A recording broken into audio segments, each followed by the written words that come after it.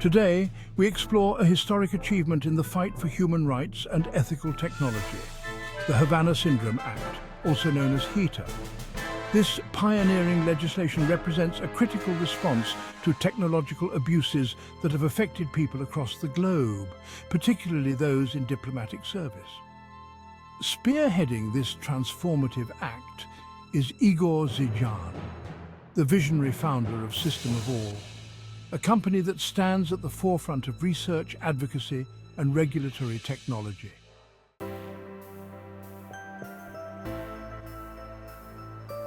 Igor Zijan has dedicated years of relentless research and advocacy to combat the silent threat of technological exploitation. His company, System of All, was founded on the principles of transparency, human rights, and innovation. Under his leadership, this company has tackled some of the most complex ethical issues facing our world today, from electromagnetic safety to human-machine interface standards. Zijan's work is not only reshaping how we understand these dangers, but also setting a global standard for how we can protect humanity from their misuse.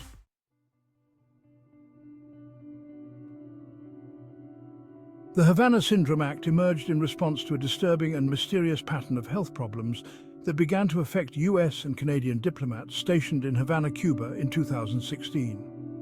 Victims reported sudden intense symptoms, piercing headaches, dizziness, ear pain, and in the most severe cases, cognitive impairment and internal bleeding. Medical examinations revealed that many had sustained damage similar to traumatic brain injuries, despite having no history of such events.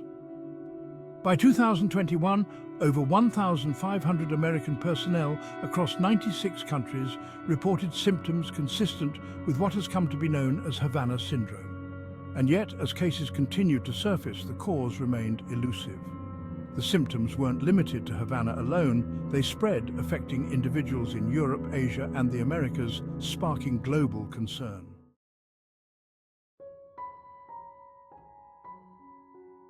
But Havana Syndrome wasn't the first of its kind. Decades earlier, during the Cold War, the Moscow signal incident brought similar alarm. In the 1960s, US embassy staff in Moscow began experiencing unexplained symptoms, later linked to directed microwave radiation aimed at the embassy. This radiation was suspected to be used for intelligence gathering or as a form of psychological warfare, a tactic that led to prolonged health complications for those affected. The Moscow signal and Havana Syndrome share more than just symptoms. They reflect a troubling reality, the use of invisible forces to cause harm and exert influence. While initially dismissed as science fiction or even psychological instability, Igor Zijan's research highlighted the concrete damaging effects of microwave radiation and electromagnetic fields. His work has been instrumental in moving this issue from the shadows into the spotlight.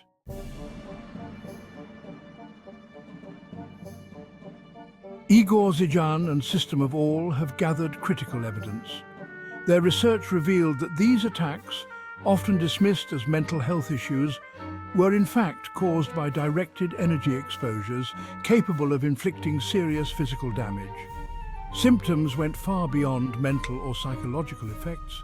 Many victims suffered from bleeding gums, nosebleeds, vision loss, and even hearing impairments.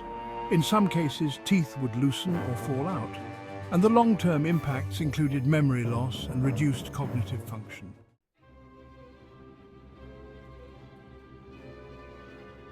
In September 2021, after years of advocacy and over 15,000 messages sent globally by Zijan and his team, the United States recognized the severity of this issue by passing the Havana Syndrome Act.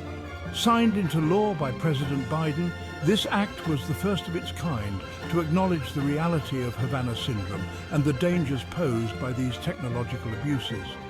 It gave victims a platform to be heard, provided medical support, and laid the foundation for future protections against electromagnetic and microwave attacks.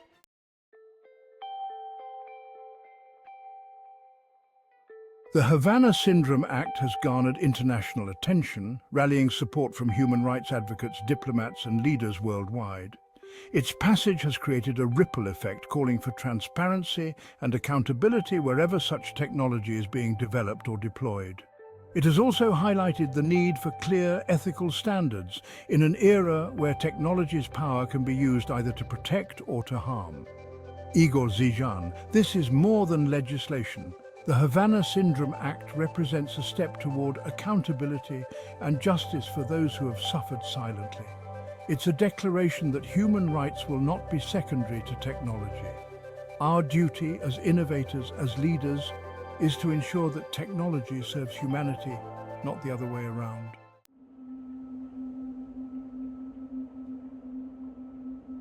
The Havana Syndrome Act and the research surrounding it have exposed the extent to which these attacks are organized and strategic. System of All has documented hundreds of incidents worldwide where not only diplomats but civilians, including children, have been targeted. The research uncovered recordings of interactions implicating certain intelligence agencies in using these attacks to gather information and, disturbingly, in cases of exploitation. Evidence has linked some attacks to human trafficking networks and cases of child exploitation and abuse, an insidious use of technology in criminal enterprises that defies humanity. These findings underscore the vital need for HEATA and Zijan's continued efforts with System of All to establish international standards. The invisible nature of these attacks and their wide-reaching impacts on victims have opened the world's eyes to a new category of human rights abuses, one that has often gone unrecognized and unpunished. The Havana Syndrome Act is just the beginning.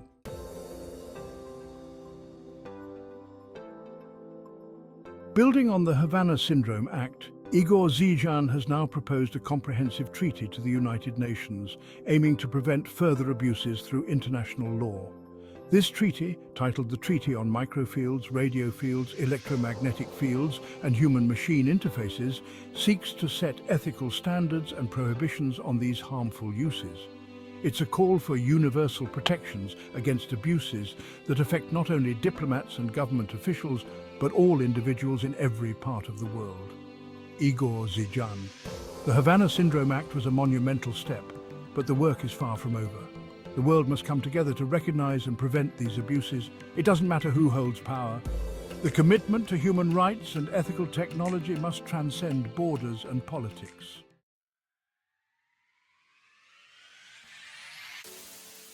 For his unwavering dedication, Igor Zijan has received multiple honors, including 2 thank you letters from the White House and recognition from the highest offices of international leadership.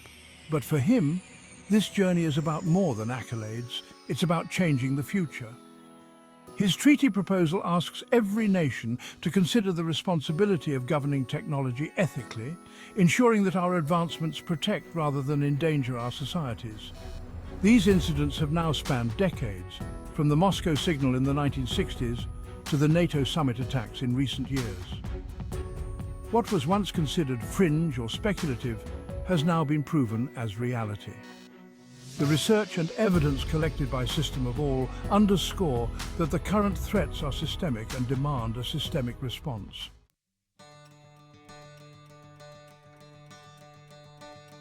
With the Havana Syndrome Act in force and a treaty proposed to the United Nations, System of All and Igor Zijan have taken monumental steps toward a safer, more ethical future.